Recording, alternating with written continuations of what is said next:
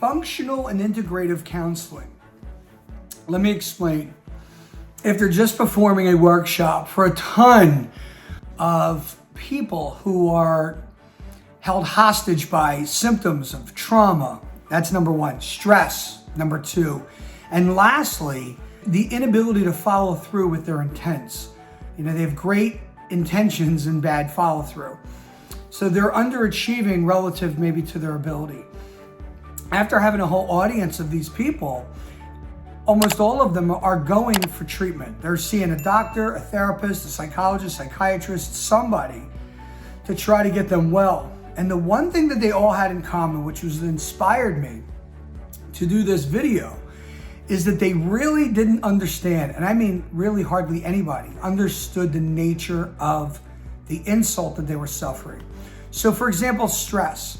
A number of people who were suffering stress really didn't understand what stress meant, from the least impactful, which would be, hey, you have an overwhelming schedule, but it was the most relatable, to the most impactful, which was oxidative stress, where you're on a biomolecular level, your body is damaged in the mitochondria.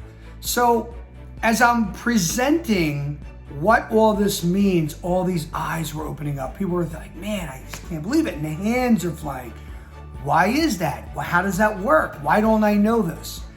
So as clinicians, or could be physicians, therapists, or alike, I highly recommend using the cognitive behavior model that has been around for years. Take it a step further. I call it the functional and integrative model, which is my own model that I've created several years ago, which is teaching people how and why your brain functions the way it does. The integrative is how that insult or dysfunction of what should be functioning interferes or is coordinated with other parts of your body in an integrative sense.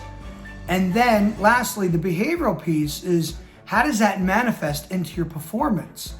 When we educate people as to the nature of their illness, of their insult, of their disability, of their disadvantage, of their dilemma, whatever you would like to call that, it allows for our clients to actually be able to make decisions that are proactive and reactive, but either way responsible on their own.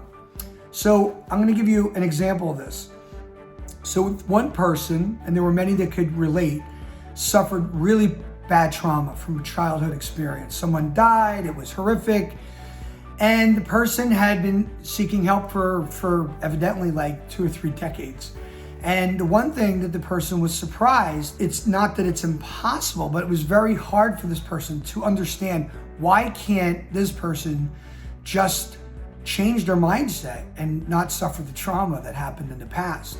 When I talked about how the limbic system works and how the amygdala in the subcortical area, to include that limbic system, stores these not stressful memories, but distressing memories, and how that gets locked and loaded, or we use the word encoded, not only in the amygdala, but activates the AMPAR, A-M-P-A-R, AMPAR receptor, to then be suspicious and look for signs and signals of material or details in a person's everyday life that reminds the person of what the insult was that was so distressing and traumatic from 30 years ago. The person said to me, I can't believe this happens every day. I go through this every single day. With certain people, create suspicion, that I get paranoid and I'm ramped up, and oh my God, so how do I change my mindset? And I said, well, we're talking about a physical structure in the brain that needs, often physical intervention. And here's what we would do for that. And other people had their hands up, like, I just didn't understand that. Now it makes sense. So the point that I want to make to everybody is, whether you're receiving counseling or you're the deliverer of counseling, educating our clients as to what's wrong, how it impacts a person's ability or inability to function, how the insult is collaborated or associated with other functions in the body, and how it then manifests into one's performance, whether they can't perform, or they're not performing well enough, or they're performing in a way that is not congruent to one's potential or goals that they set to achieve is so critical, because otherwise our clients, or even if you're the person suffering, would become like puppies. We just wait for people to give us direction, like sit down. So we sit, but we don't understand why we're sitting. We don't understand how to sit on our own.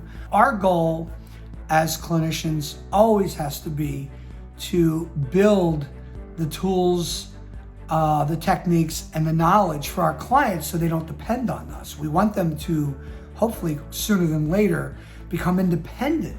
We don't want our clients dependent on us. So we have to give them this repertoire of tools or arsenal of tools for independence. And lastly, and in closing, when that information is understood by our client, we want to learn back, which means we ask our clients, explain to me what you know, because the only true measure of mastery is one's ability to teach what was taught. So if our clients can't teach it back to us or teach to another within our observation, we are not certain that a person really has the ability to be independent with what we in fact taught them. And memorization doesn't count. So just the fact that someone can just restate what we said is not good enough. They have to be able to generalize that multiple environments, multiple situations, at multiple times in their life. So I hope this is helpful for everybody, whether you're a patient or a practitioner, but use my model, functional integrative counseling, and I'm hoping that everyone will benefit.